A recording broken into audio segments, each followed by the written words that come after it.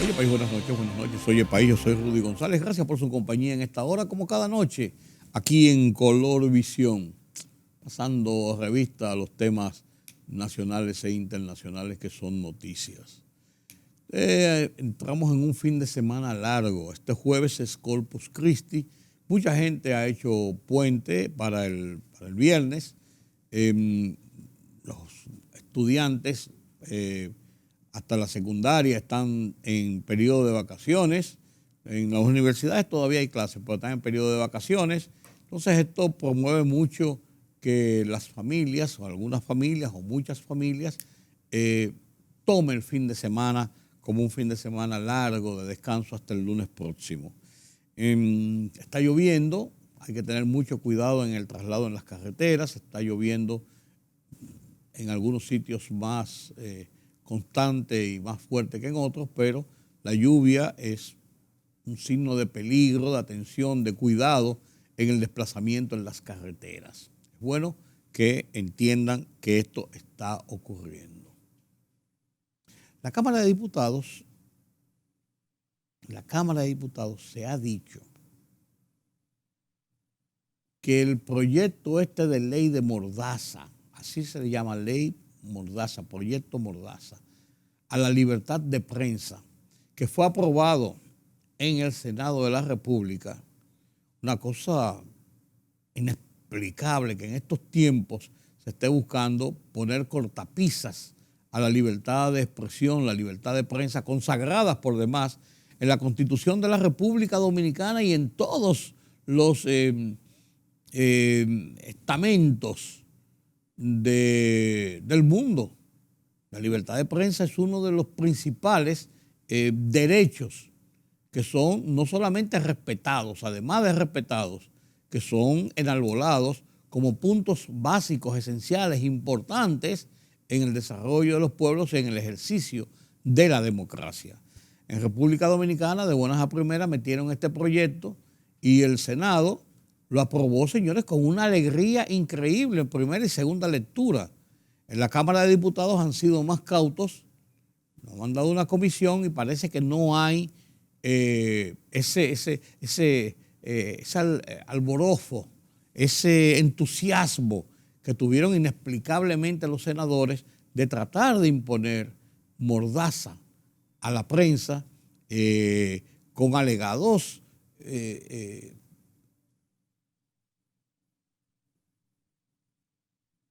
supuestamente, no, quería decir una palabra que no quiero decir, con alegatos de que es para el mantenimiento, el respeto a la honra de las personas. Pues ahí están las leyes. Usted injurió a una persona, usted le faltó a una persona, usted simplemente lo somete a la justicia a través de la ley 6132, que es de expresión y difusión del pensamiento, de esa ley, que es la ley de prensa, a través del Código Penal, que es la ley, están las leyes, están los articulados sobre la difamación y sobre las sanciones que se establece por esas difamaciones. Usted lo lleva a los tribunales y lo discute en el tercero imparcial, por excelencia de las democracias, que es la justicia. Entonces, lo que se está tratando ahora es de imponer censura previa para tratar de amedrentar, atemorizar, aterrorizar a cualquiera que no hable, principalmente contra el funcionarato o contra los políticos. Por ahí que anda la cosa, Por ahí que anda la cosa, Porque se sienten que son tan vulnerables por las tropelías que muchos cometen, que entonces quieren que todo el mundo se quede callado o que tenga miedo de decir algo porque lo van a inculpar, lo van a someter, lo van a llevar al cadalso.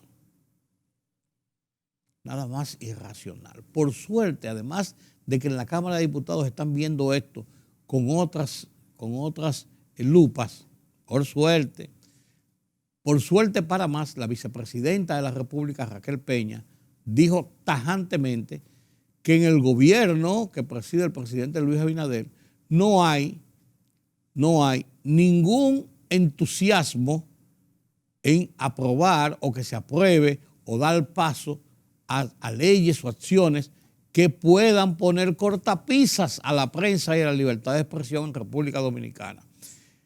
En la voz de la vicepresidenta Raquel Peña, una voz que pesa, parece ser un significado de que, señores, no importa lo que haya hecho el Senado, tranquilo, que eso no va a pasar.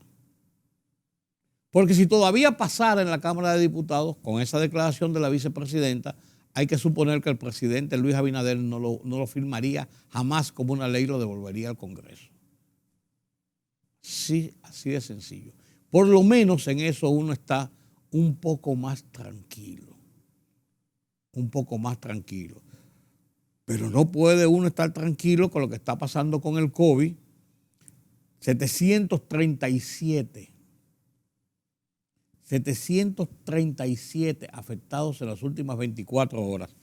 Ninguna muerte, pero hay 214 hospitalizados, cuando aquí llegó la hospitalización a 0 y en un momento a 1 por razones del COVID. Estamos en 214. Hay 29 de estas personas en cuidados intensivos, en unidades de UCI, y 3 de ellos con oxígeno, con intubación puesta. Intubados para ayudarlo a la respiración asistida. Y esto, vuelvo y digo, estas cifras todavía que está admitiendo, que está dando Salud Pública, son cifras que no obedecen a la realidad de lo que está ocurriendo. Y aclaro, no por el hecho de que Salud Pública la estuviera negando, lo estuviera ocultando, sino por el hecho porque Salud Pública lo que hace es que de las pruebas que toma en 24 horas, establece cuántos resultados positivos y establecen los niveles de positividad que hay. La positividad de este día, 16.56, estuvo en menos de 3 hace un mes y pico. Está en 16.56. Entonces, este promedio que da entre las personas que se hacen pruebas y los que resultan positivos, entonces se establece esos niveles de positividad, un 16.56%. Lo que está ocurriendo es que mucha gente, como este Omicron, es leve, es una gripecita, hay gente que ni siquiera lo siente, es asintomático. Yo conozco de casos de, por ejemplo, en una familia de una persona que dio positivo, no tuvo ningún síntoma, se quedó en su casa, el propio se retrajo un poco, pero en esa casa 7 personas que viven en esa casa no se hicieron ninguna prueba, ni él se hizo ninguna prueba porque sabían que era COVID y sabía cómo manejarlo, no tuvo que ponerse ningún medicamento, tenía sus vacunas, ninguna de esas personas se hizo prueba, solamente una de esas personas me contaban, tuvo un poco de dolor de cabeza y un poco de fiebre y cree que también tuvo COVID, pero esas personas no entraron en las estadísticas porque sencillamente no podían entrar en las estadísticas porque esas personas, al no irse a hacer las pruebas, no estaban dentro del bailoteo de las estadísticas que hace regularmente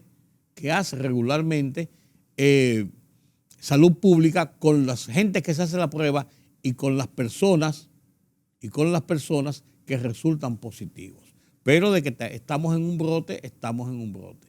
Todavía, dicen las autoridades, no están en los niveles altos de que sea una alarma, pero están en la situación. De eso se trata, señores. Esa es la realidad de lo que está pasando. No cabe dudas de que tenemos que mantener mucho control sobre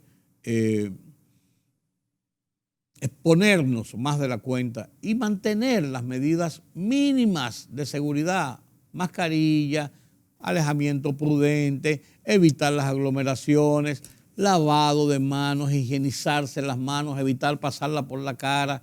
O sea, evitar dentro de lo posible que usted sea una estadística más o que pueda tener un COVID que se puede complicar con alguna situación física, orgánica que usted tenga y puedan ser de consecuencias peores. Eso es así, ¿eh? Eso es así, señores. Esta semana, en medio de todo esto que ha pasado y tantos malos ratos, tantas situaciones, El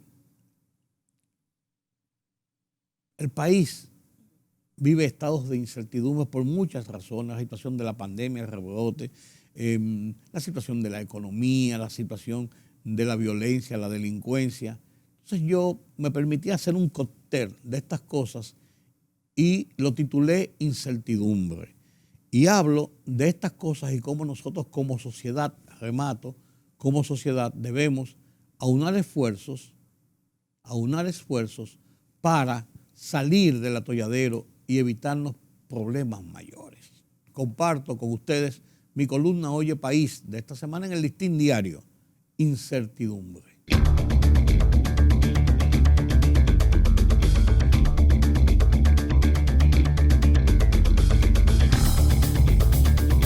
Conversando hace unos días con un entrañable amigo, hacíamos un ejercicio con signos de gran preocupación sobre qué está pasando, qué nos está pasando a los dominicanos, hacia dónde vamos y cómo llegaremos.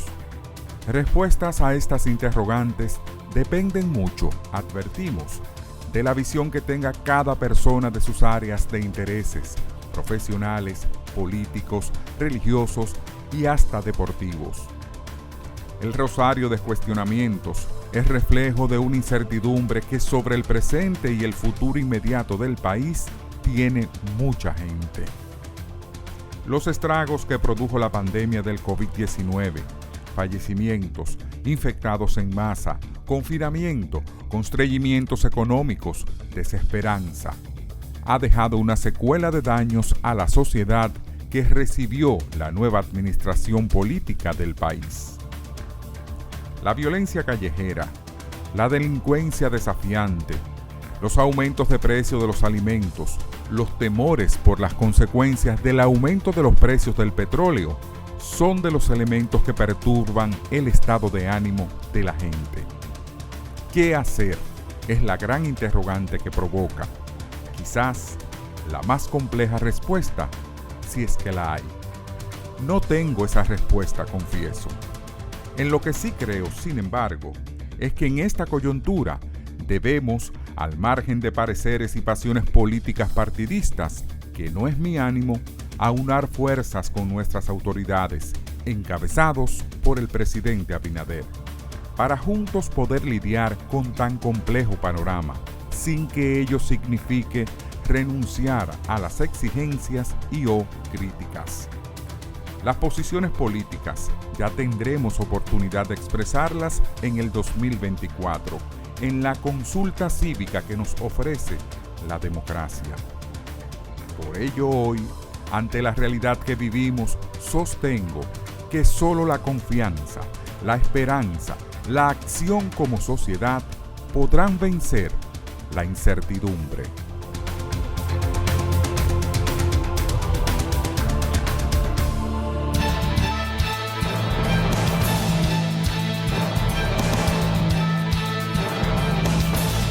En las últimas 24 horas se registraron 737 nuevos contagios de COVID-19 en el país y 0 defunciones. Así lo informó el Ministerio de Salud Pública a través de la Dirección General de Epidemiología. Los casos activos ascienden a 3.739 del total de infectados, 594.061 durante toda la pandemia. En el día de ayer se procesaron 7.598 muestras, de las que 4.451 fueron a personas por primera vez y 3.147 subsecuentes. Solo 2.078 pruebas fueron PCR. El director general de Compras y Contrataciones, Carlos Pimentel, dijo ayer que la entidad iniciará la investigación sobre supuestas irregularidades en el programa Pinta tu Barrio, que ejecutó la Dirección de Proyectos Especiales de la Presidencia, PROPEP, el año pasado. Informó que la entidad iniciará la investigación sobre supuestas irregularidades que ejecutó el PROPEP el año pasado para luego rendir un informe desde su valoración y sobre cómo proceder. La Cámara de Diputados aprobó en 2 lecturas la creación de una nueva provincia llamada Matías Ramón Mella. que se formaría a partir de la unión de los municipios Santo Domingo Norte, Oeste, Los Alcarrizos y Pedro Brán. En la reunión estuvieron presentes 138 legisladores, de los cuales solo 4, José Horacio Rodríguez, Juan Dionisio Rodríguez, Bolívar Valera y Eddie Montaz, estuvieron en contra de la instauración de la nueva demarcación territorial. El presidente de la Asociación Dominicana de Profesores, ADP, Eduardo Hidalgo, confía que a finales de este mes se refleje parte del acuerdo que el gremio pactó con el Ministerio de Educación MINER de aplicar un 10% de aumento salarial a los docentes. Reiteró Hidalgo que a nosotros no solo nos interesa el salario, ahí está el tema de jubilados y pensionados, que hay que discutirlo con el presidente Luis Abinader.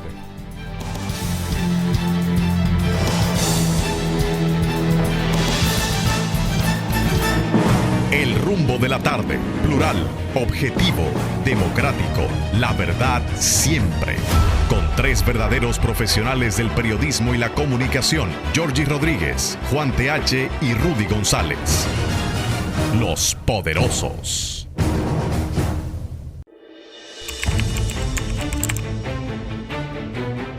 Periodismo de investigación, columnas, opinión, análisis, reportajes de fondo.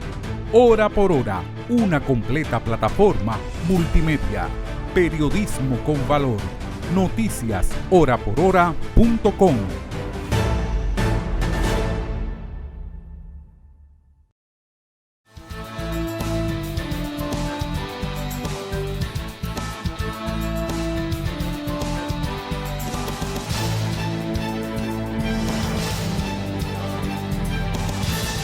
Gracias por continuar con nosotros aquí en Oye País. Como les comentaba antes de la pausa, hablar de política internacional es mantenernos al día.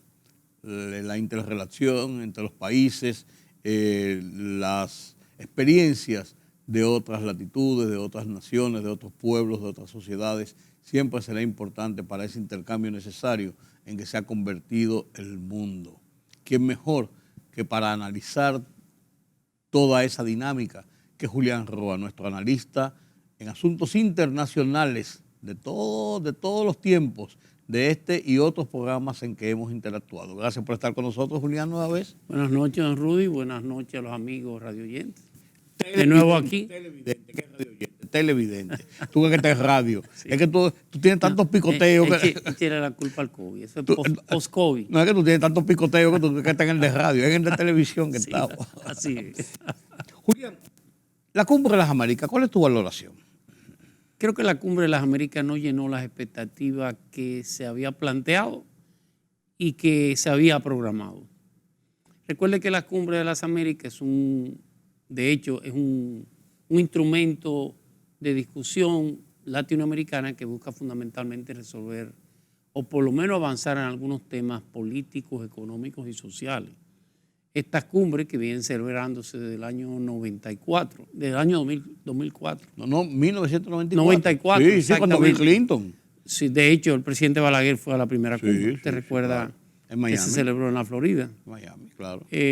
Son cumbres celebradas generalmente cada 3 años. 4 años. No, 3 años. Esta fue 4 por el por tema la pandemia. del COVID. Sí, por la pandemia. Sí, generalmente son 3 años que hay entre una y otra. Okay.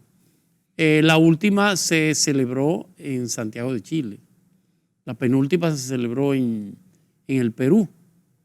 Inclusive en el Perú, te recordará el acontecimiento del presidente... el secretario de Estado Colin Powell.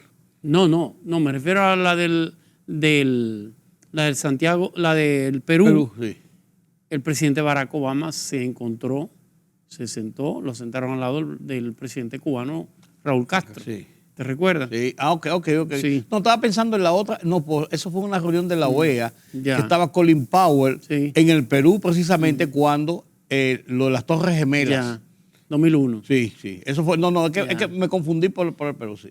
Estas cumbres se celebran cada 3 años de manera programada. Esta fue cada 4 en virtud del tema de la pandemia. Quien había solicitado y obtenido la sede de que fuera en los Estados Unidos, en este caso en Los Ángeles, fue el presidente Donald Trump en aquel entonces. Él entendía que iba a reelegirse y que era una manera de alar de nuevo todas las relaciones internacionales latinoamericanas hacia los Estados Unidos. Okay. Que la verdad es que en los últimos años se ha visto sumamente disgregado.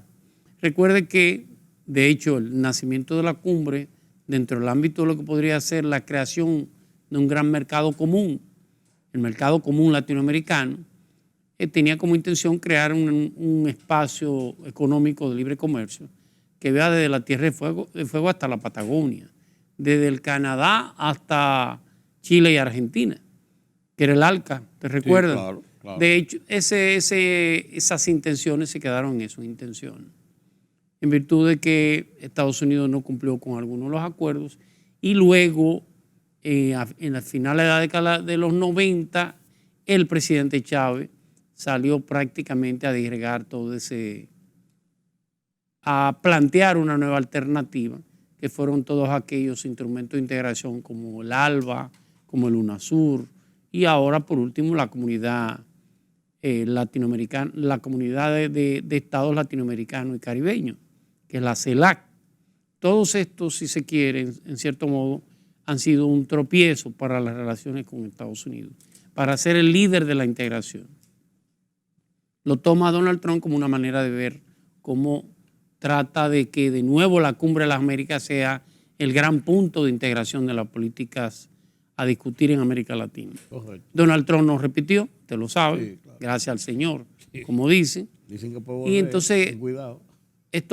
sí, eso es posible. Yo creo que no, pero hay una posibilidad. Yo creo y espero que no. Hasta que no, Yo creo y espero que no. mientras exista. Pero en este caso, con Biden no se cumplió ese calendario para tener una cumbre exitosa. Generalmente las cumbres de las Américas pasan por un proceso que son las cumbres ministeriales. Los ministros se hace una agenda común y entonces se va discutiendo y se va haciendo lo mismo de país en país para lograr consensuar una agenda y para lograr consensuar algunos temas comunes.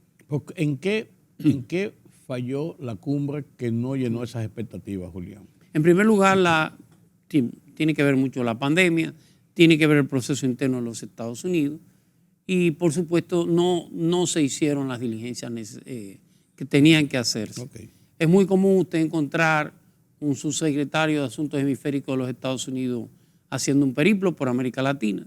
Este caso no fue igual que en años anteriores y, por supuesto, inclusive los temas que se discutieron fueron temas de último minuto. El propio presidente Luis Abinader, presidente dominicano, te recuerda que dijo, no podemos firmar el documento porque el tema migratorio nos llegó hace apenas 14 días.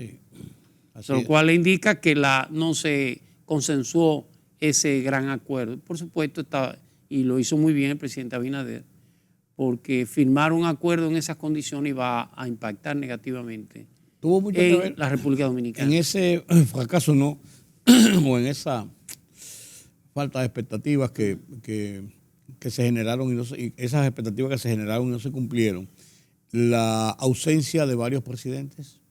Bueno, ese es otro error de parte de los Estados Unidos.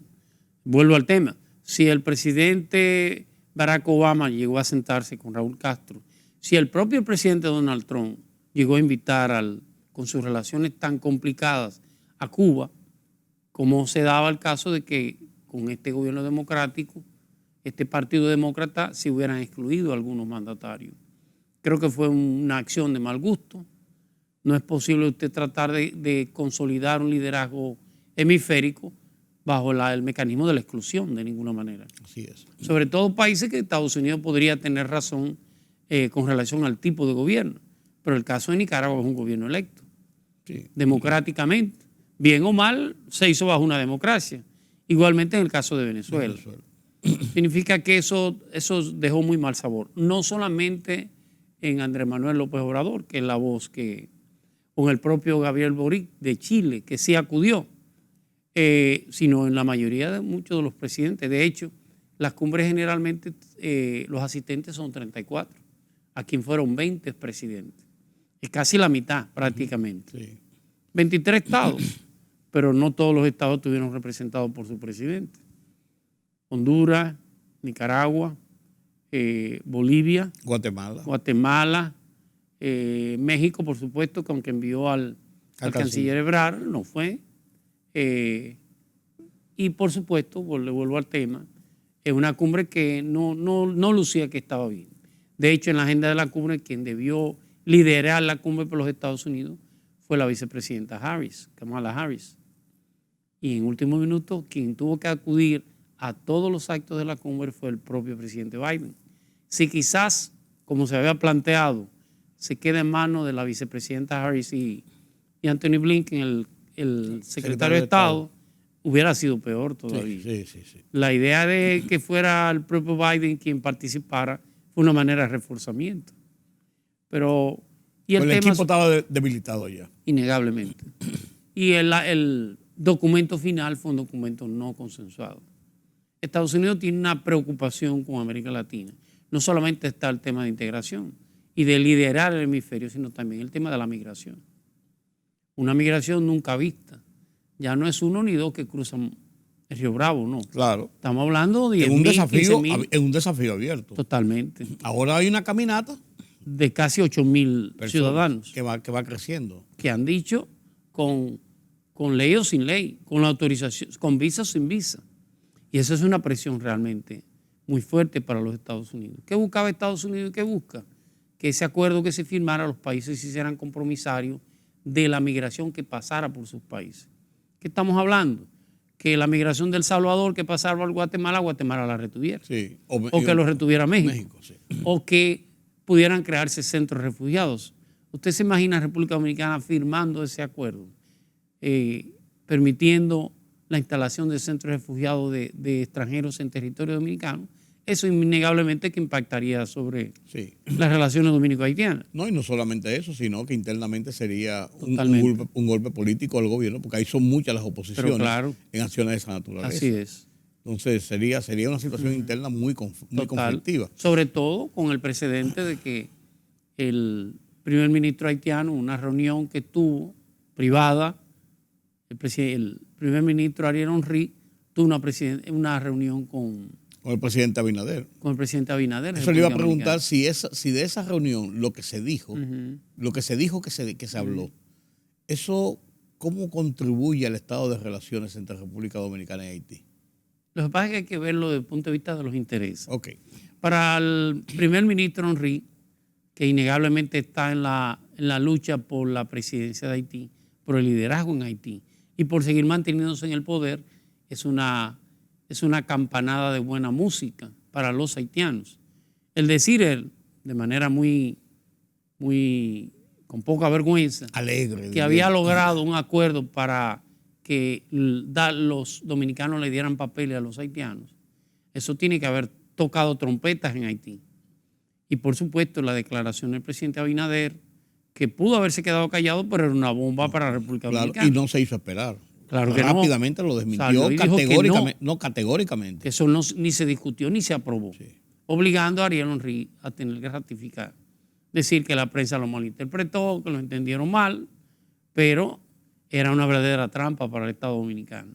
Y encima de eso, entonces usted le coloca un documento, en este caso la declaración de Los Ángeles, los cuales el tema migratorio va a permitir posibles centros de refugiados y un trato de mayor nivel hacia los inmigrantes. No había otra cosa que negar firmar. No había manera. Claro, el Estado Dominicano lo hizo muy elegantemente sobre la base de que el documento le llegó tarde, que no podía discutirlo. Claro. Fue elegante. Que es contradictorio, debo decirle, porque la República Dominicana acaba de solicitar su inclusión en la Comisión de Derechos Humanos de las Naciones Unidas. Claro. El negar este documento de una manera u otra va a impactar negativamente sobre los estados sobre todo estados caribeños. Hacer un lobismo y tratar de conseguir un asiento en ese consejo va a ser un poco difícil para el Estado Dominicano. Pero es valiente. Sí, innegablemente. Es valiente hacerlo, como que indicando. Eso quizás yo pensé cuando lo vi, aunque eso se estaba cocinando, sí, claro. Pero cuando lo vi yo dije, eso es una forma de República Dominicana mantener su posición. O sea, nosotros no violentamos los derechos humanos, pero dentro de los ordenamientos y los protocolos debidos. Claro. Me parece que esa también fue una forma el discurso del presidente Luis Abinader fue un discurso valiente.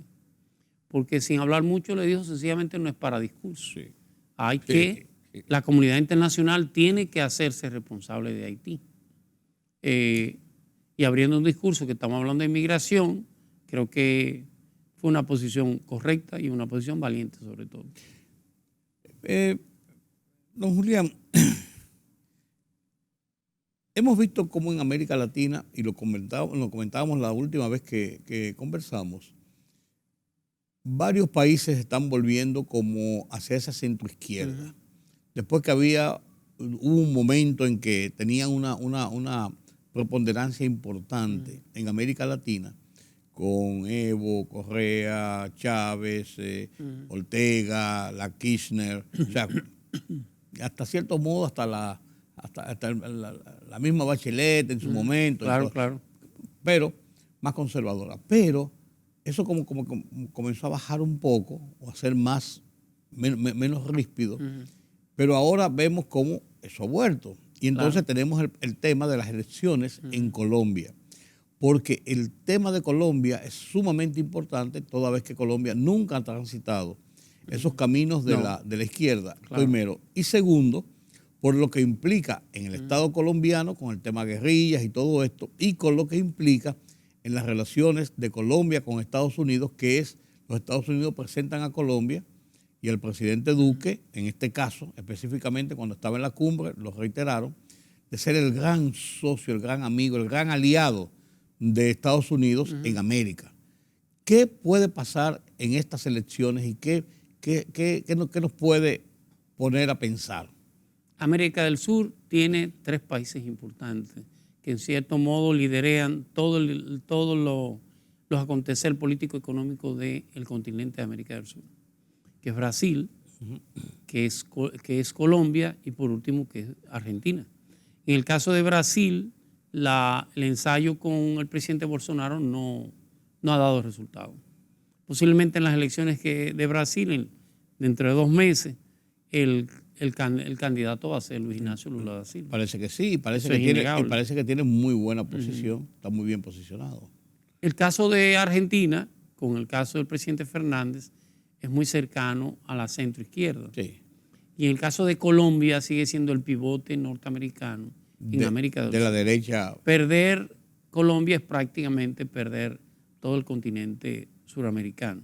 Que inclusive, estamos hablando de los procesos de integración, Colombia es quien ha evitado la debacle total de la salida de los Estados Unidos en los instrumentos de integración latinoamericanos.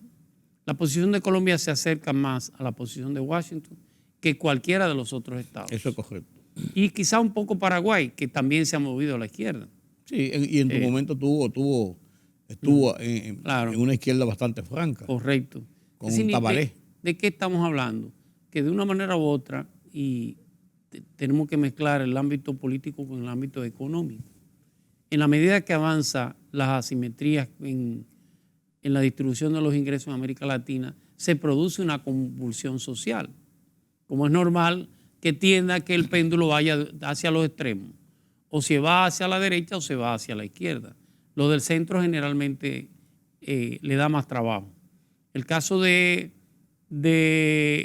Latinoamérica ha pasado por esa etapa. Como usted a finales de los 90 y inicio de la década del 2000, los presidentes giraron más hacia la izquierda.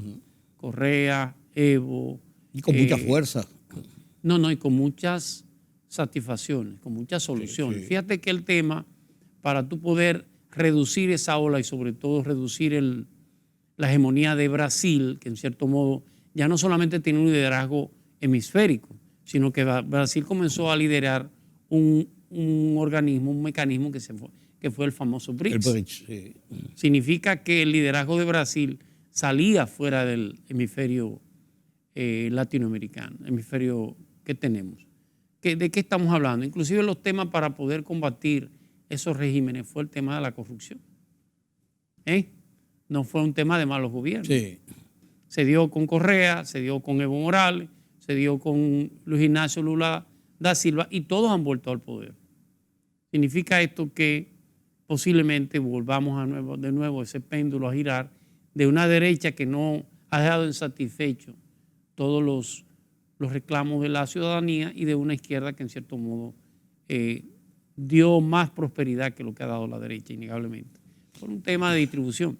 Sí, y de conceptualización en los países pobres, claro. La guerra.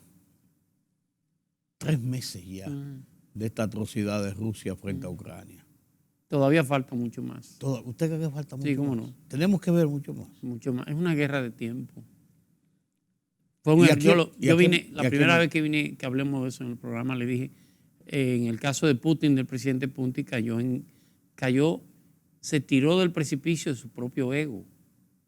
La idea de Putin de mostrarle a Ucrania que era capaz de doblegar era en 10 días en 10 días podía tomar. Pero eso no era posible, porque Ucrania no se está peleando en tierra ucranina, pero se está peleando con toda Europa.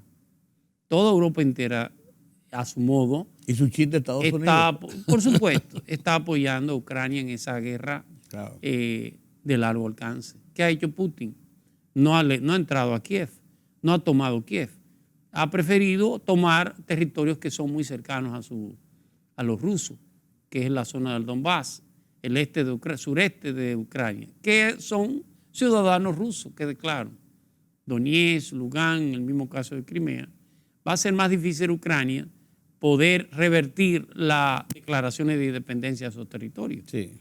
Pero va a ser muy difícil para Rusia poder asumir a Ucrania o tomar o poner un liderazgo en Ucrania, porque si cae Ucrania, cae prácticamente todos los pueblos que pudieran estar bajo la cercanía, bajo la frontera, claro, o bajo la hegemonía rusa. Los pone por lo menos en peligro serio. Bueno, de hecho, países como Suecia y como Finlandia, que no eran miembros. Dieron el paso.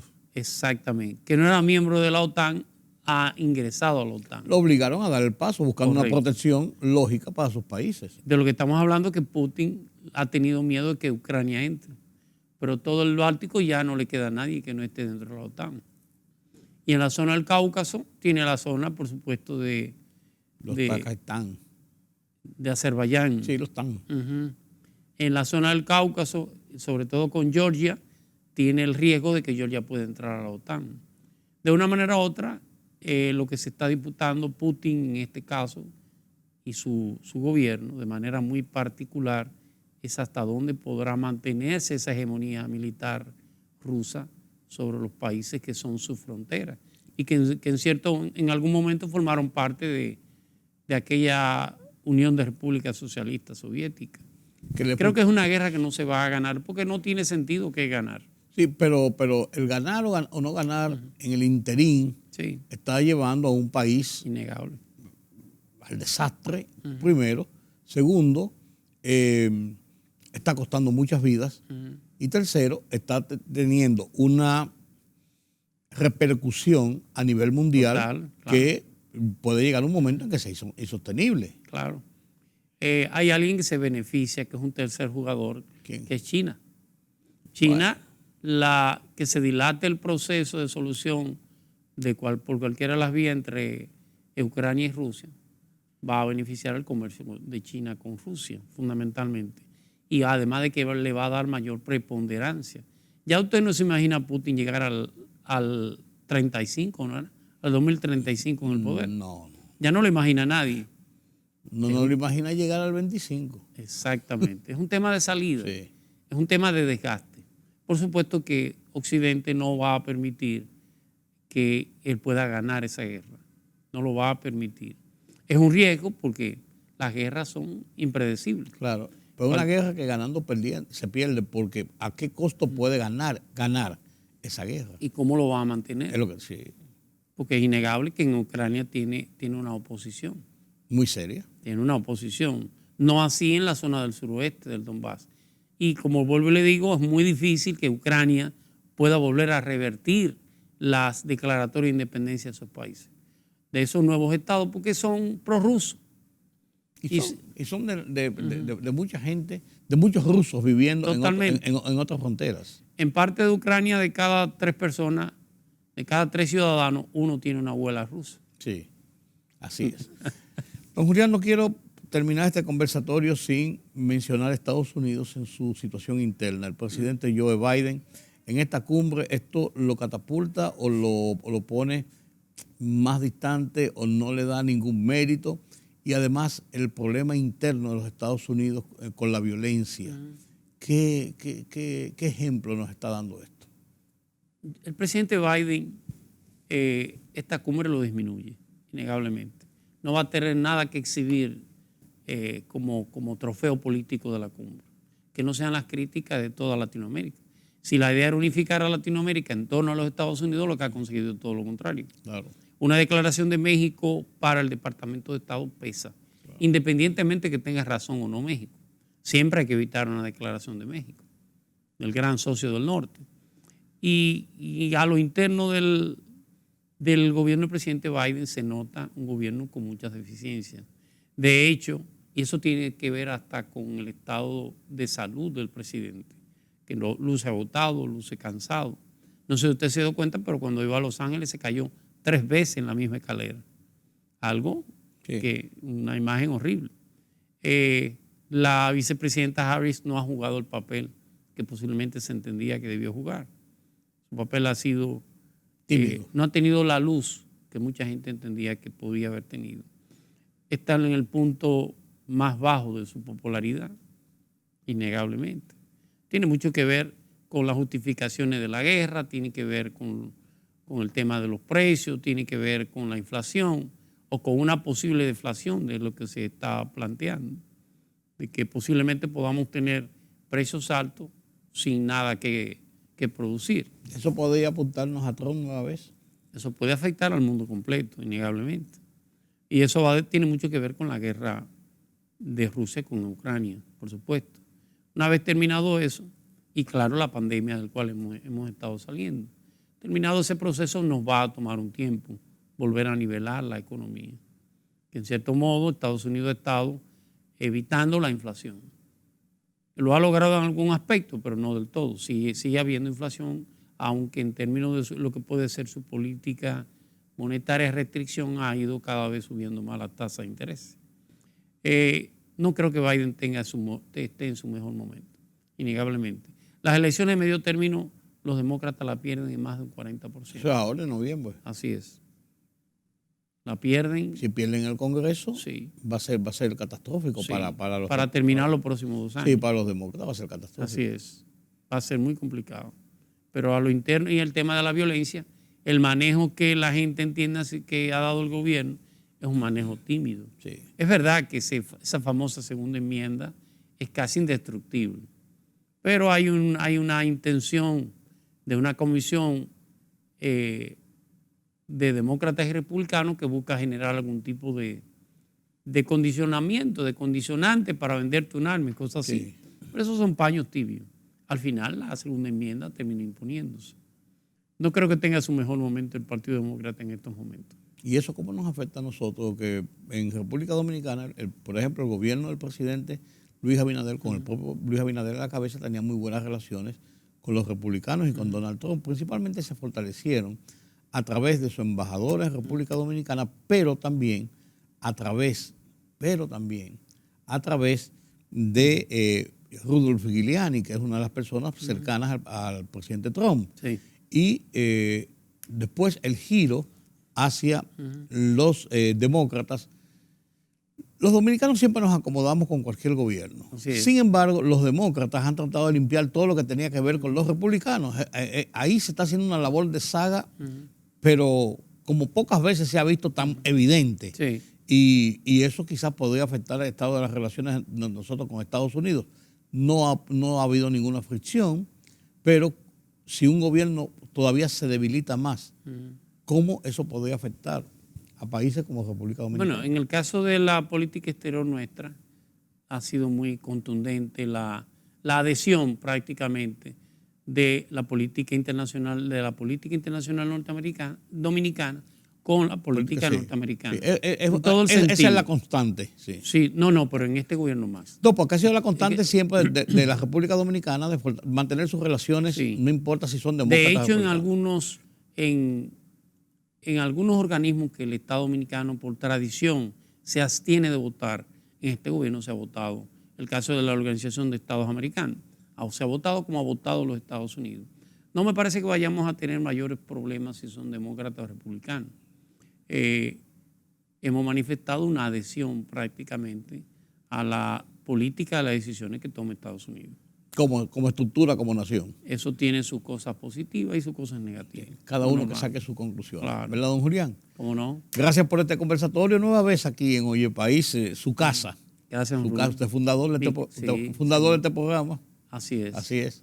Hace tiempo que hay unos cheques acumulados ahí, porque con su ausencia, como los diputados que no asisten al Congreso, se le acumula ahí. Algún día tendrán fondos, no se preocupe. Lo que hay que tener cuidado que no se lo manden a deuda pública. No lo cobra nunca. Gracias, don Julián. Gracias a ustedes por acompañarme en este conversatorio. Bueno, como siempre, instructivo, con mucha información y con mucha enseñanza. Con Julián Roa hablando de los temas internacionales. Permítame la pausa.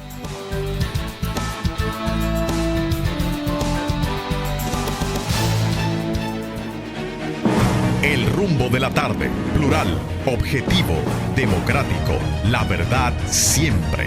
Con tres verdaderos profesionales del periodismo y la comunicación, Georgie Rodríguez, Juan TH y Rudy González. Los poderosos.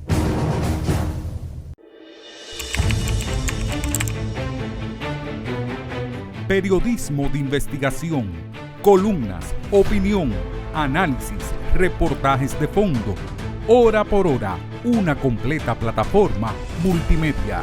Periodismo con valor. Noticias horapor.hora.com.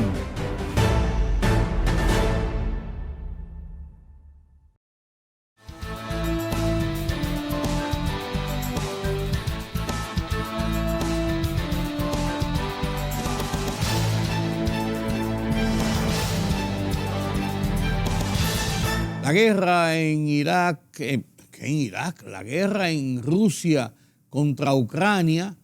Estaba leyendo hace poco sobre la situación de Irak, recordando algunos episodios. Sigue siendo un tema central de atención. Pero también la situación interna de los Estados Unidos, la proximidad de las elecciones en Colombia y los movimientos en América Latina también son temas de atención con los que Carlos Cuello iba a decir, señores. Pedro Vargas nos presenta las internacionales desde la redacción central de Oye País.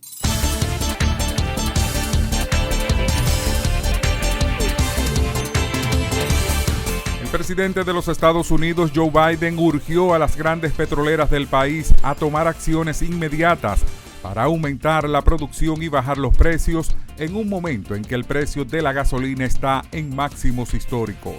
En múltiples cartas dirigidas a las petroleras, señaló: la crisis a la que se enfrentan las familias estadounidenses requiere atención inmediata. Necesitan trabajar con mi administración de manera inmediata para soluciones concretas a corto plazo sobre esta crisis, indicó el mandatario. El gobernador de Puerto Rico, Pedro Pierluisi, firmó este martes una medida que suspende los impuestos sobre la gasolina y el diésel por 45 días ante el aumento global del precio del petróleo. Esta moratoria busca mitigar el impacto del aumento del precio del petróleo en el bolsillo del consumidor, según comunicado del gobierno local. 10 muertos y 7 heridos, entre ellos 3 elementos de la Fiscalía. Fue el saldo de un enfrentamiento armado entre presuntos miembros de una organización delictiva y las fuerzas de seguridad que se registró este martes en el Estado de México, anunciaron las autoridades. El ataque armado ocurrió en el municipio de Texcatitlán del Estado de México, a unos 100 kilómetros del suroccidente de la capital mexicana. El presidente ucraniano Volodymyr Zelensky animó a sus tropas a aguantar los embates rusos en la región oriental del Donbass, en una batalla que considera vital para el transcurso de la guerra. Es vital permanecer en el Donbass, dijo el presidente en su mensaje diario a la población. La defensa de la región es esencial para dar una indicación de quién dominará sobre el terreno en las próximas semanas, indicó.